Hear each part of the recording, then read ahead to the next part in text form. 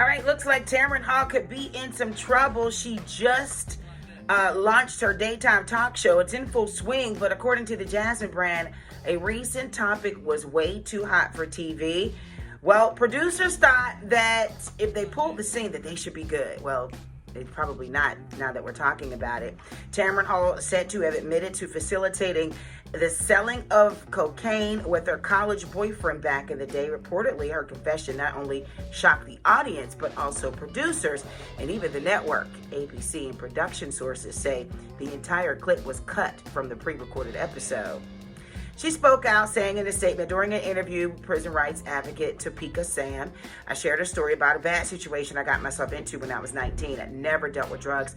I am now nearly 50 and was reflecting on a bad judgment call that could have turned worse. I say, but for the grace of God, there go I. It was part of an open and honest conversation about women, incarceration, and mistakes made. Now, for legal reasons, a portion of that segment was edited from the show. I hope my show can be a forum of sharing stories without shame or judgment, including a conversation we're having on Friday about opiate addiction. She kind of cleaned it up. I'm not sure if it's too late, though. Bad news, maybe, for Michael Strahan. Let's keep the talk show topic going. His ex-wife wants over $500,000 in child support because she says your daughter's horse riding lessons aren't cheap. So talk show host, Good Morning America's own Michael Strahan is not holding up his end of the bargain, according to his ex-wife. This whole child support deal that he struck with his ex-wife, she wants him to square up some more money. So her name is Jean, and she claims in legal documents reported by TMZ that the former NFL superstar is on the hook for some big-time equestrian expenses for their twin teenage daughters, along with owing hundreds of thousands in back child support.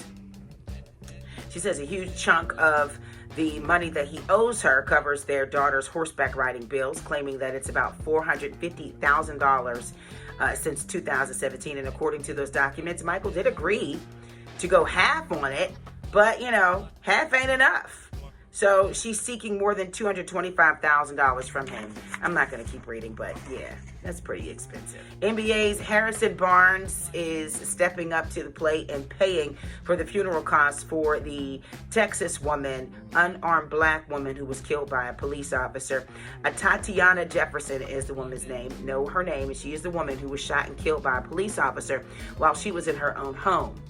Jefferson's story made national news. A neighbor had called the police earlier that morning saying, can we just check up on her? Her door's been left open for a few hours. Well, Aaron Dean, who was a police officer at the time, arrived at the home, seeing a person inside, and before ever announcing that he was outside with his guns drawn, he opened fire, killing Tatiana Jefferson in her own home while she was watching her young nephew. He has been charged with murder, currently out on a $200,000 bail. But here's the story. So Barnes, who plays for the Dallas Mavericks and had been for 3 years, being traded to the Kings now, offered up to help the family and foot the bill for the funeral, which is scheduled for Saturday in Dallas. My question is, why didn't the police department pay for the funeral costs? Why did he have to step up, which is commendable, but why did he have to do that? I think the Dallas police department should have fit the bill for that funeral. Just saying.